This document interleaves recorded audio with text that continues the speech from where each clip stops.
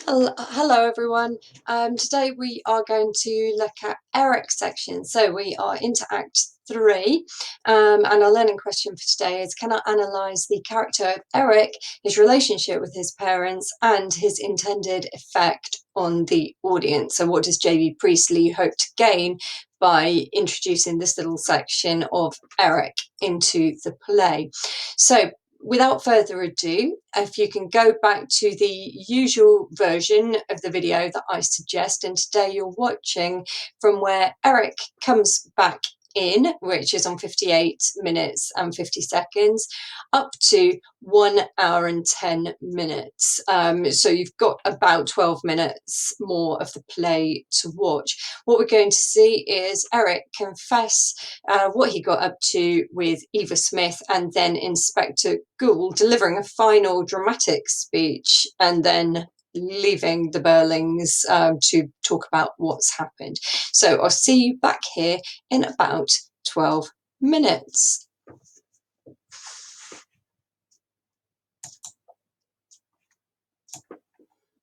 Okay, so we're going to do a little bit of annotation now of the next 4 or 5 pages.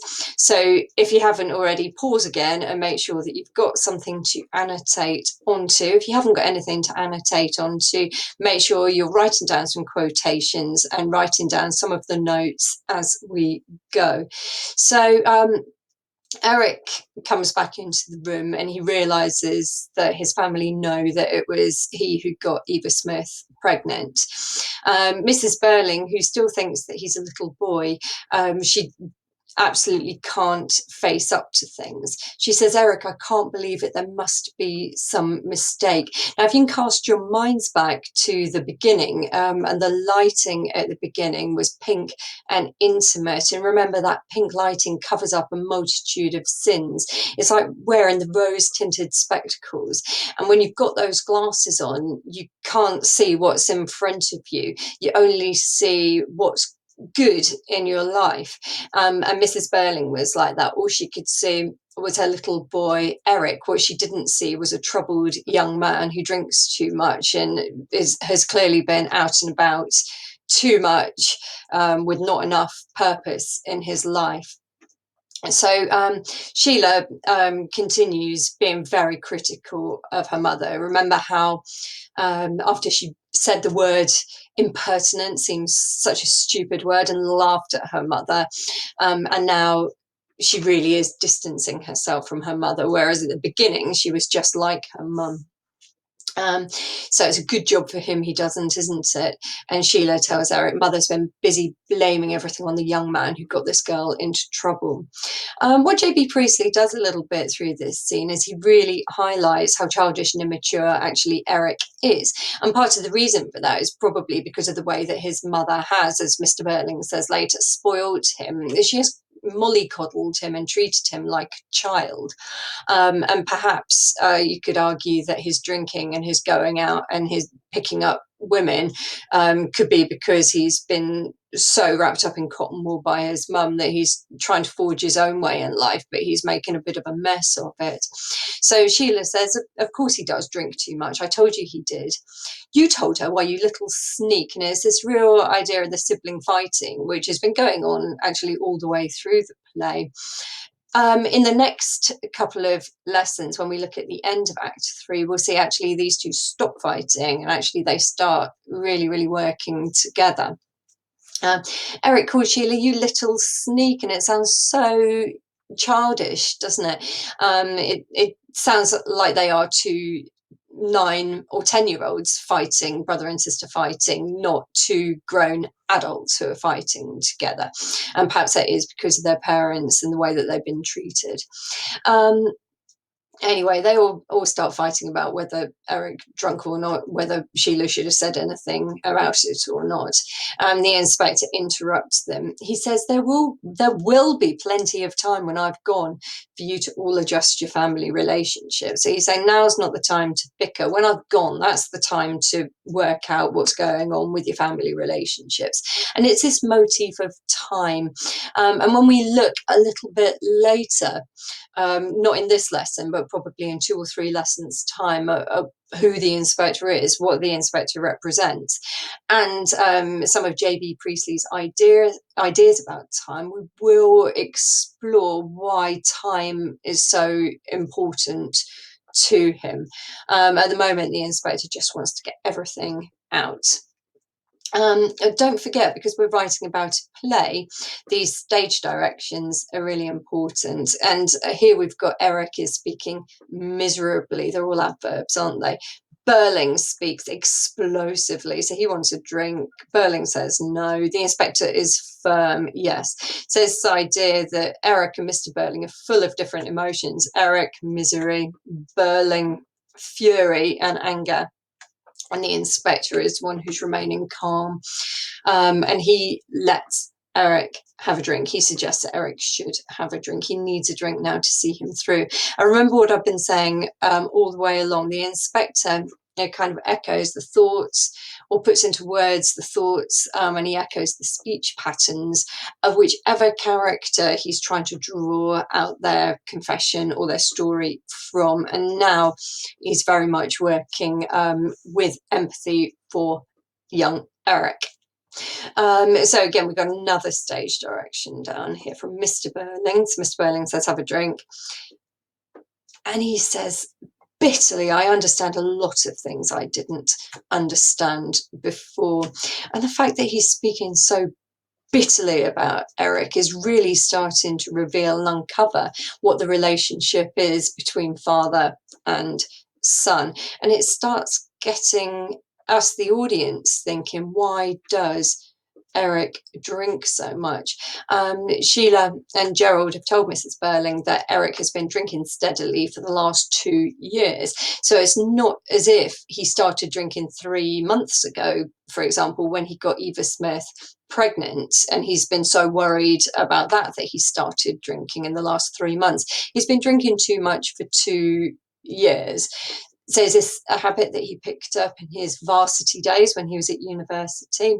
And perhaps, is it because he feels like he doesn't have any purpose in life? Is it because he's been trying to talk to his mother, he's been trying to talk to his father to say how he's feeling, and they just haven't been taking him seriously?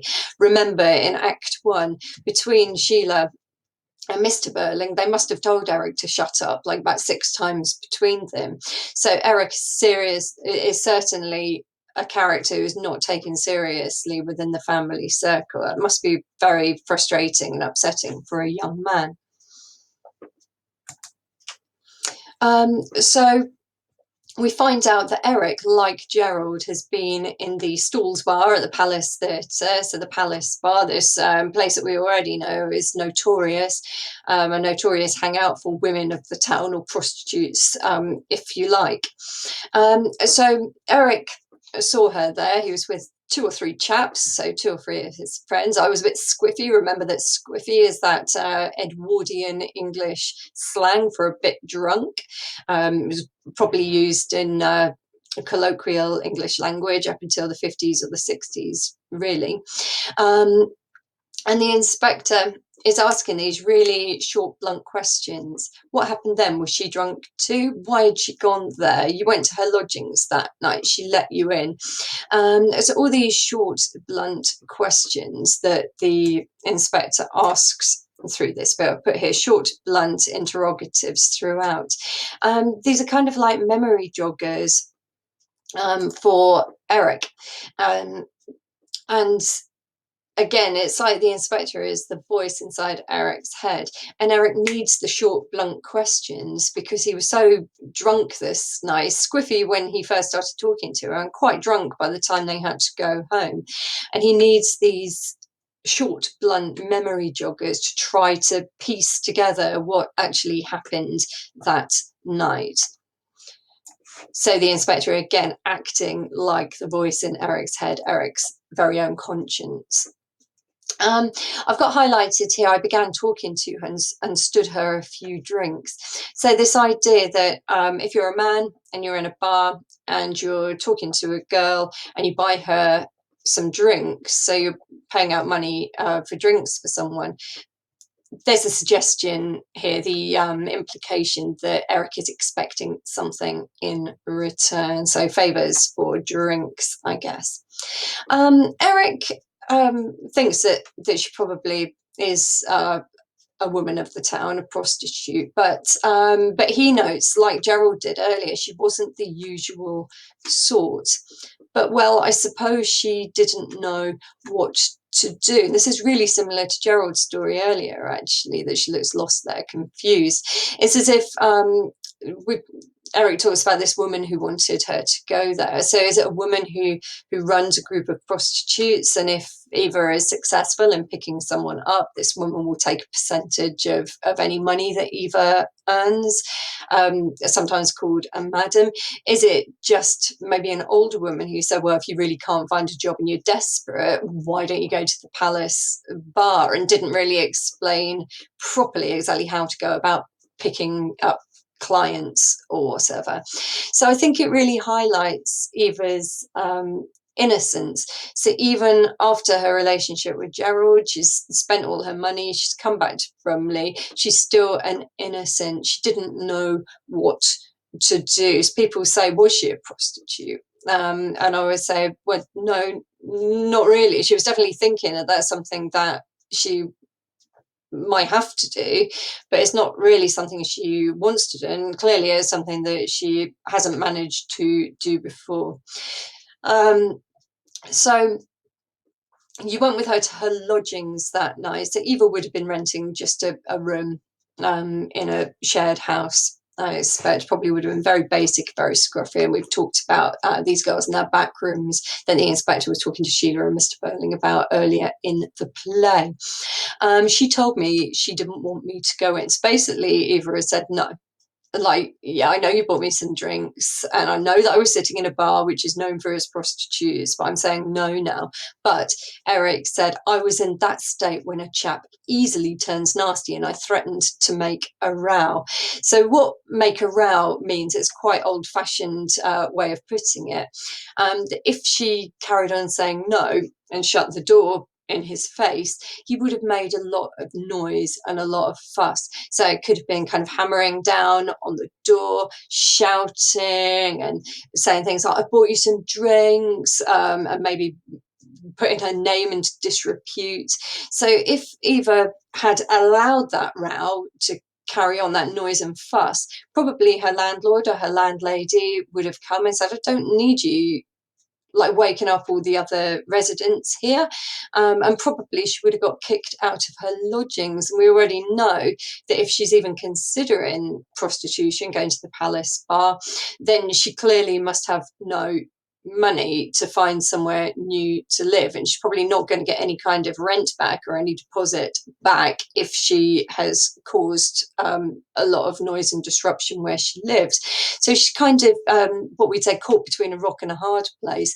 She can let Eric in and let the inevitable happen, or she can shut the door in his face and then face getting kicked out of her lodging. So really, she has no choice there. And this for me is tragic. And Eric realizes it's tragic too, actually. He says that's when it happened. And I didn't even remember. So at this point, I guess, Eva has gone from being this innocent girl who didn't know what to do, to being picked up by Eric, even though she said no, ending up having sex with Eric, and to him is a meaningless encounter. He was so drunk he can't even remember. So there's no emotion, no love, no affection. He's absolutely forgotten the whole thing.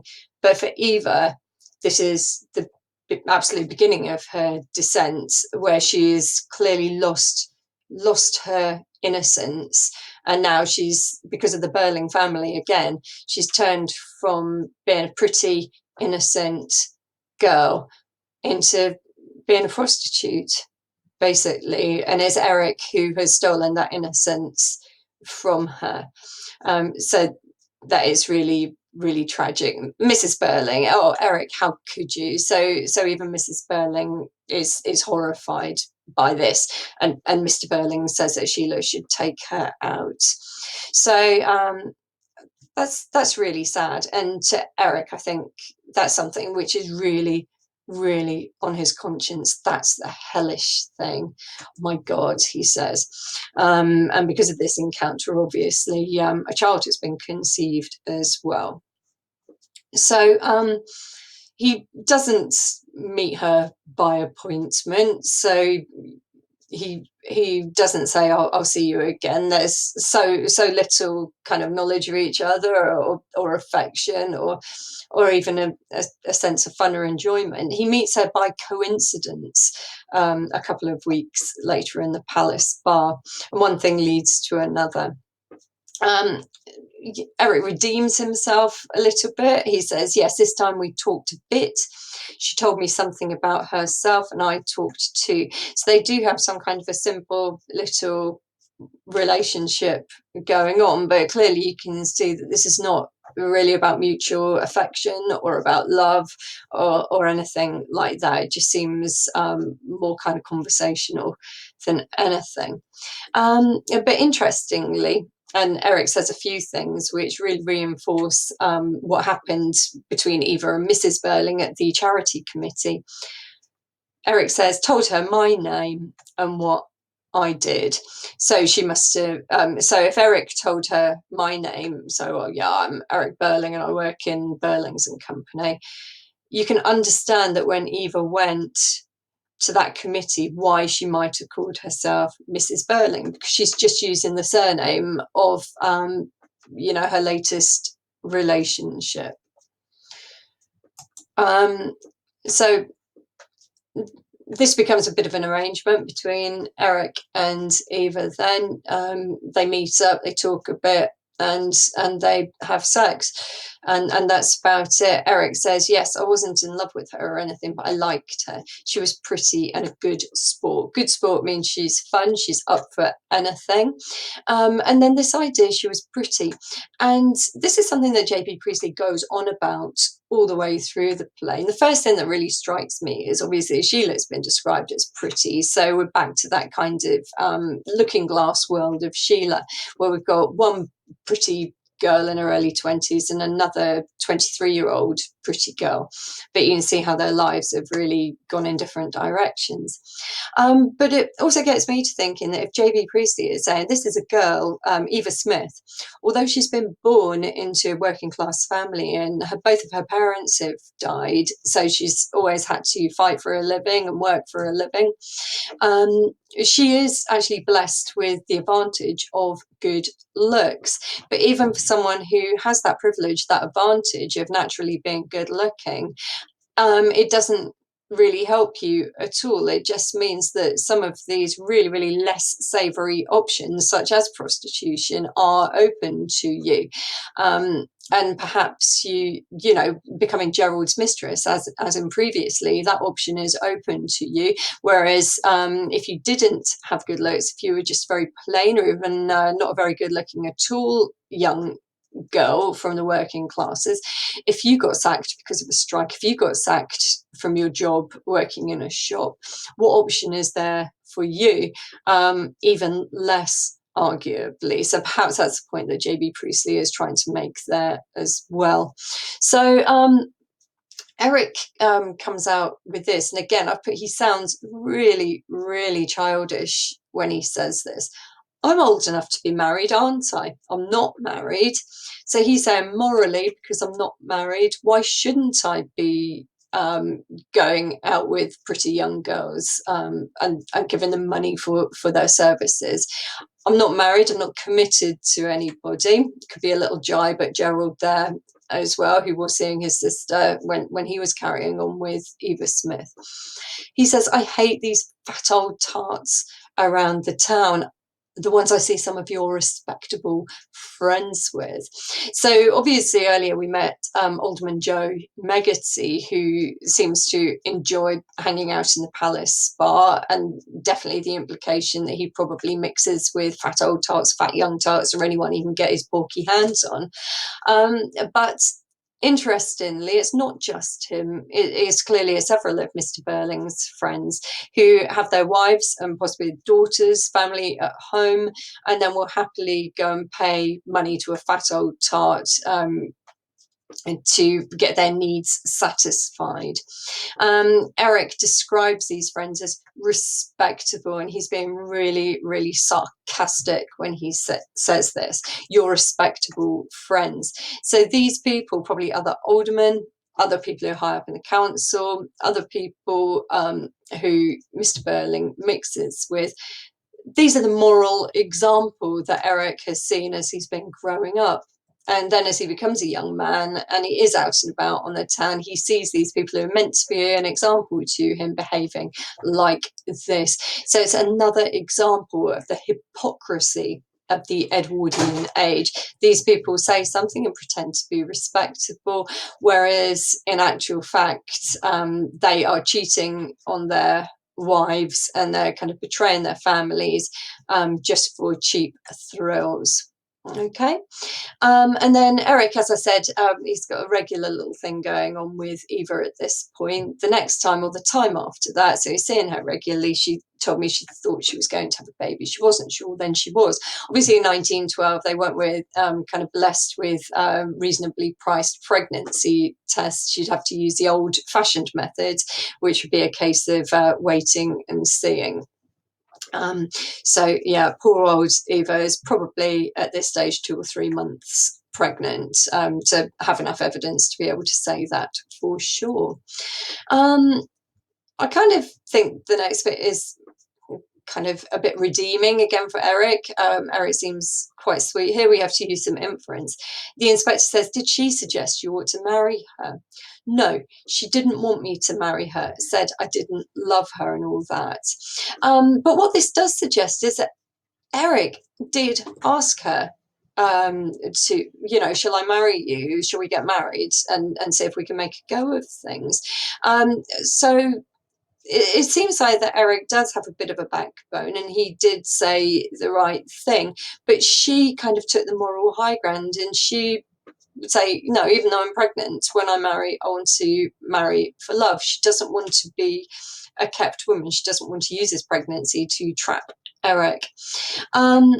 In a way, she treated me, Eric says, as if I were a kid, though I was nearly as old as she was. So remember, I draw up these similarities between Eva and Sheila, and this is so similar. Remember that bickering just a few lines ago?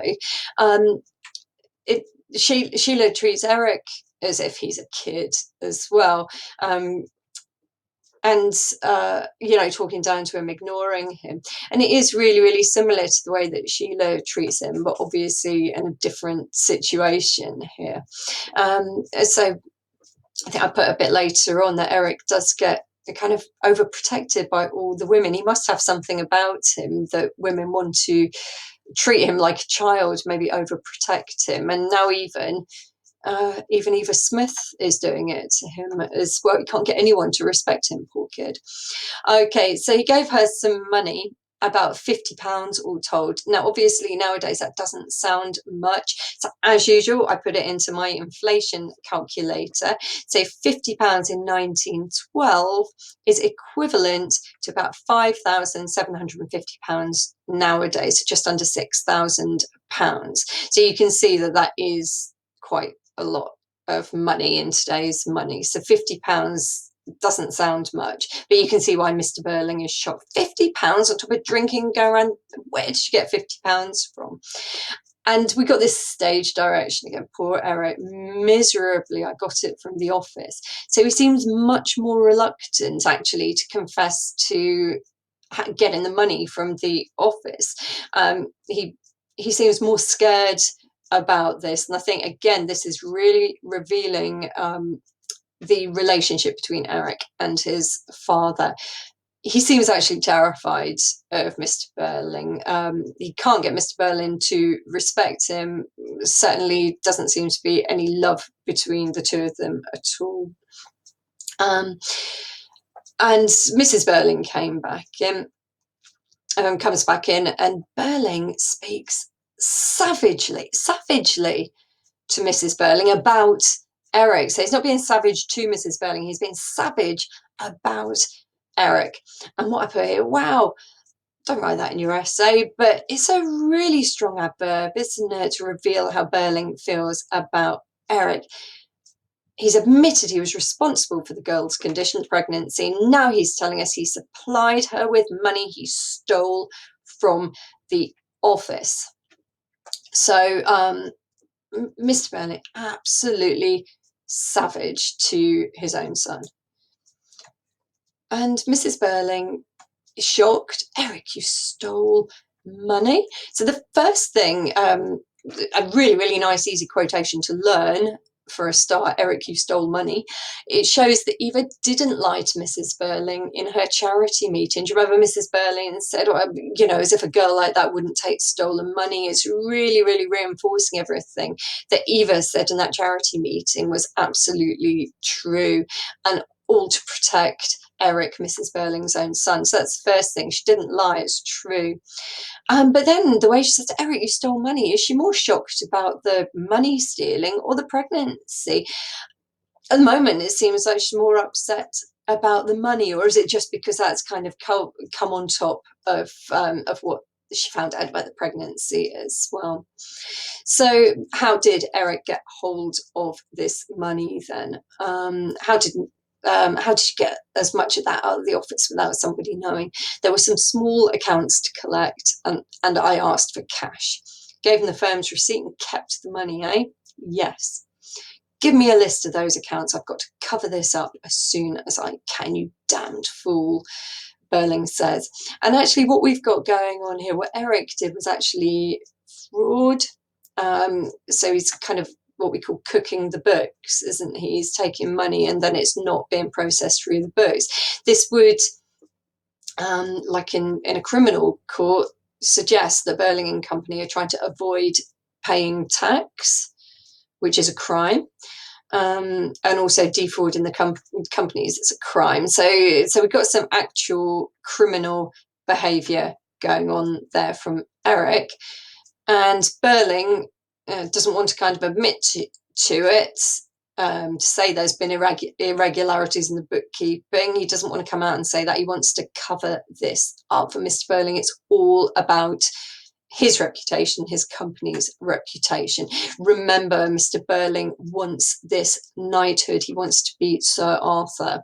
And anything criminal would certainly prevent that. And again, we find out more about their poor relationship. Why didn't you come to me when you found me and found yourself in this mess? Because you're not the kind of father a chap could go to when he's in trouble. That's why.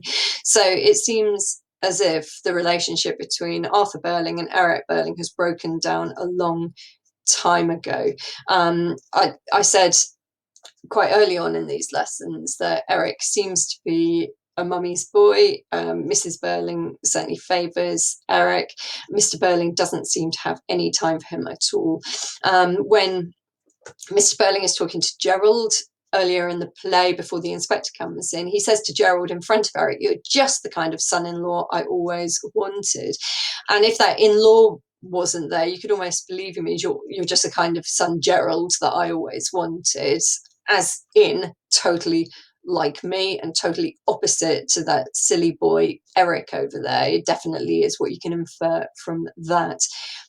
Poor Eric, he's got this horrible relationship with his father. So a little bit further down that page then, it's revealed to Eric that Mrs. Burling met Eva only 2 weeks ago and turned down charity money. Eric is desperate to find out. Look at this repetition here. What happened? Tell me what happened. He's absolutely desperate to know, because he couldn't see the girl. She wouldn't see him anymore. He wants to know what happened. And here it says Eric in the stage direction is nearly at breaking point.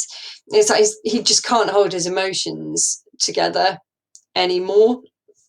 And in these words, it's like he's kind of speaking right into Mrs. Burling's head right into her consciousness. Then you killed her, he says to his mother. She came to you to protect me. So I've just put that all the women seem to want to protect Eric, don't they? She came to you to protect me, and you turned her away. Yes, and you killed her and the child she'd have had too.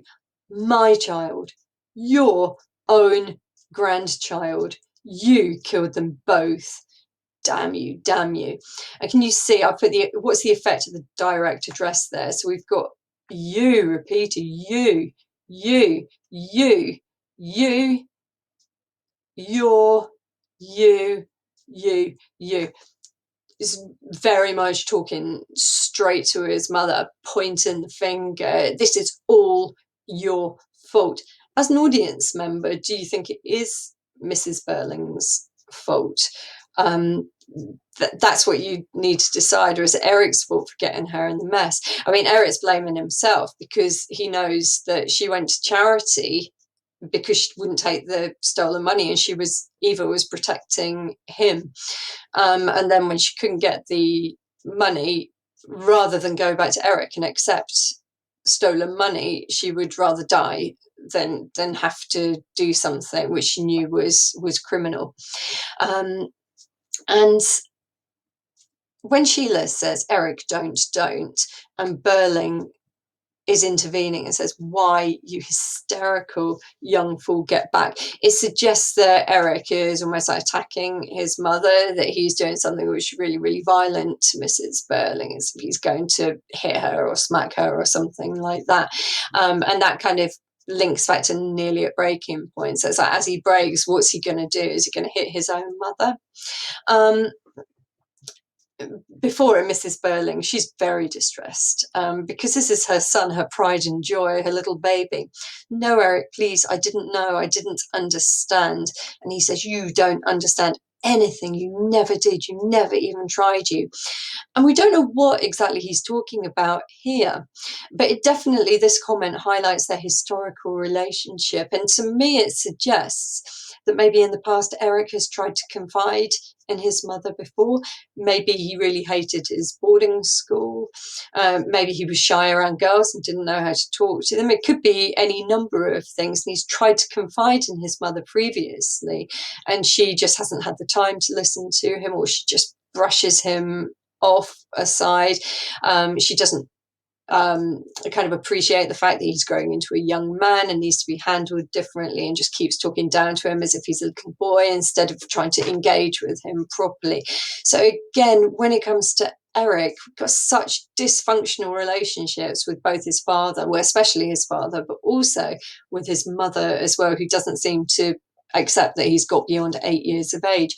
I want you to cast your minds back to the very, very beginning stage directions. The fact that Sheila and Gerald are together at the table, Mr. and Mrs. Burling are a couple sitting opposite each other, each at the head of the table, but Eric sitting separately, and he's distanced from the rest of them because the dining table is forming this kind of barrier between Eric himself and the rest of his family.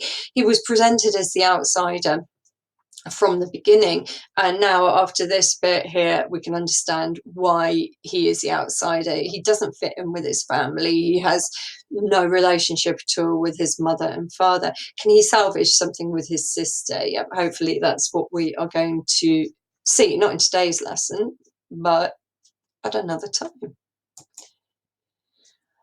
Okay, so I'm going to leave this section for now. I'm going to do a separate video for this section, but what I am going to do is pose this question, and just what you can do is read through this question. How is Eric different in what he has done to Gerald and the rest of the Burling family? So just have a quick think about that, and I'll tell you what the answer is.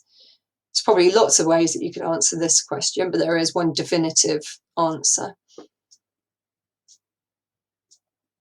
So Eric is different because he's actually done something criminal. The rest of them have done something immoral. They've done something which is morally wrong. But anything that the others have done, you certainly couldn't bring it to court. You could try and make them feel guilty about it, the way that the inspector has done, but you certainly couldn't go to prison for having someone sacked from their job. You can't go to prison for not giving someone a pay rise. That's just sharp business practice. And certainly Mrs. Burling's running a charity, and part of that role is choosing who gets to receive the money and who doesn't. And similarly with Gerald, he's been hypocritical. He's cheated on his girlfriend, and he's behaved both nicely and badly towards a girl, but it's certainly not criminal what he's done. What the others have done is immoral, but Eric has actually done something criminal. Eric could go to court, and potentially he could even go to prison, especially back in 1912. I'm sure that Mr. Burling has enough connections within the Bromley police to make it all go away, but Eric actually has done something criminal. So that's where we're going to leave it for this lesson. Come back for my next video, where we're going to look quite closely at the inspector's departure, and lots of structural stuff and lots of political stuff in that one.